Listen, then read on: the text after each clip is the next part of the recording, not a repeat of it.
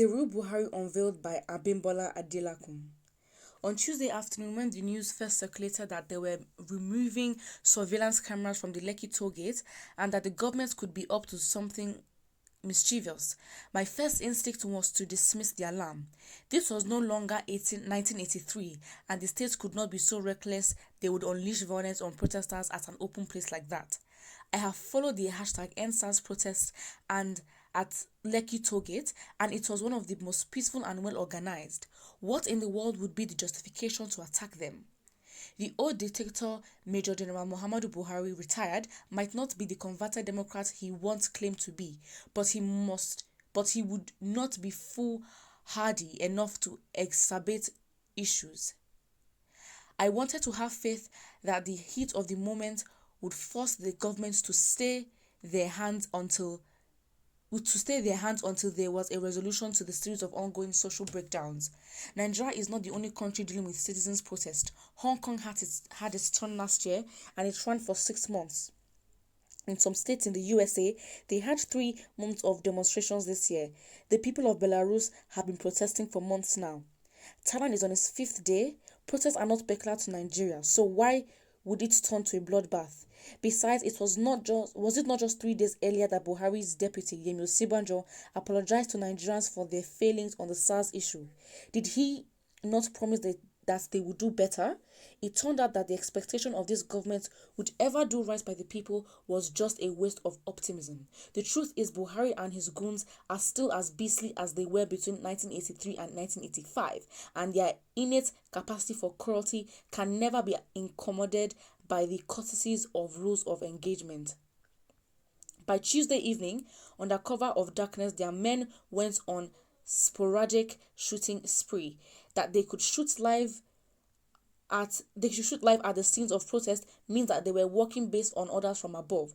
Who does not know that a boy sent by his father to go steal does not go stealthily but breaks the door with his feet? Soldiers work based on orders from their commander. No group of soldiers would have ever carried out that level of atrocity without an official sanction. By the time it was over, they had left their trademark sorrow, tears, and blood behind, as it was in the first coming of Buhari, so it was all over again. This old leopard did not change its spots; its claws got sharper. They planned and executed the cold-blooded murder of Nigerians. There is no other tenable explanation for what's happening in Lekki. Without the CCTVs at Lekki, without power supply, and without the light of the day, they would have simply blamed the hoodlums for everything. Thank God for citizen journalists who captured the gruesome moments of killings with their phone cameras. We saw multiple instances of people being directly shot at by soldiers. We saw soldiers shooting at unarmed civilians at the Lekki toll gate. We saw bodies drop. We saw injured people. We saw thugs riding in official police vehicles, and when they engaged the protesters, we understood why they had the temerity. The dictator in Agbada has unraveled. Just like the days of the unknown soldier, these people are still trying to gaslight the country with willful denials. The Nigerian Army headquarters claimed that no soldiers were at Lekki toll gate on Tuesday night. Is that supposed to be a lie or a cowardly retreat? If their men were not at Lekki toll gate, where did those killers come from, and how come they had deadly weapons? Even the Lagos State Governor Babajide Sanwo-Olu described the killers as forces beyond our direct control. What does that mean? If an army of armed men in military fatigues could turn the gun on unarmed civilians for an extended amount of time and kill so many Nigerians, and there was no intervention whatsoever from the nation's security forces throughout, there might as well be a coup already. It means that Nigeria's entire security apparatus is incompetent and poorly coordinated, and any force, external or internal, can override the country. Claiming no soldiers were at the Lekki toll gate is incompetent lying. From unknown soldiers to forces beyond our direct control, the story never changes. They are always blaming a faceless and abstract evil when the perpetrators are right there in their midst. Were they not the same set of people who massacred the Shiites in Kaduna in 2015? Did they not even kill them on the streets? Maniac soldiers went into their living quarters and rained bullets on them. Buhari had a live TV interview shortly after, and they asked him about the killings. He shrugged it off with the same soulless indifference he has exhibited to Nigerians his entire life. Then came the slaughters of the indigenous people of Biafra protesters, you had to wonder what the crime of the IPOB people committed by publicly demonstrating their disillusionment with Nigeria and wanting out of it. In 2018, when Amnesty International confronted these soldiers with their crimes, they used the words of US President Donald Trump to justify their lethal shooting of Nigerians. They are not forces beyond anyone's control. These agents of death do all that they do precisely because they are controlled. At the time of writing this, up till 49 deaths had been reported so far throughout the country over #EndSARS and those on Tuesday casualties alone. When we know their identities, we owe it to ourselves to memorialize them. The deaths of these innocent protesters and the date 20th of October 2020 should be preserved for the forefront of national discussion. We will not forget, and we will not let them forget either. In the next few weeks, watch the careerist politicians in Lagos and Abuja, now worried how Tuesday's killings will affect their 2023 meaningless promises about justice. Watch them try to talk away the killings without making any actual reforms to the terms of our social and political configuration that allows the state agents to kill innocent civilians.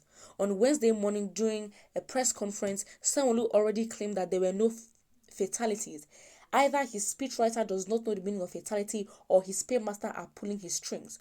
No matter what, we should never forgive nor forget the murderers. The people who killed were not just our compatriots, they were us. They killed us. We are all dead until we are all dead. No matter how hard they try, they cannot make this go away.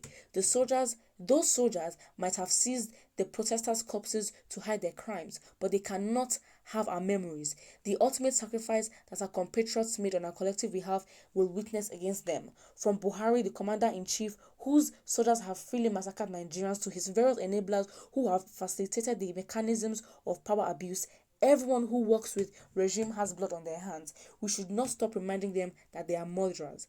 The symbolism of a massacre that took place at nightfall with halogen lights switched off and a mere hours after they had pulled off the on-site cameras is too glaring to miss. For democracy to die in darkness, somebody has to willfully turn off all the lights. Some people have to take down the institutional cameras and surveil the actions of those in authority. Here is the thing: once the lights are shut off, it is not as simple as turning it back on. Some things will never go back the same. When unleashed, some types of evil cannot be placated. If Buhari's regime sees the #EndSARS process as an affront to his authority and opportunity to systematically denigrate political competition ahead of the 2023 elections, you can be sure that their cruelty is going to get even worse from now onwards. The animal in human skin has finally taken off their decoy. God help Nigeria as they turn on the darkness. Well, this is a very, very long read, and of course, this Buhari-led administration has been a disappointment, and it is very, very obvious, even to the uneducated. Well, the first opinion here says that the APC government is the worst in the history of our democracy. God will fight the youth battle, and this will give birth to a new Nigeria. Put what you think about all this I have read in the comment section below, and do not forget to like and subscribe.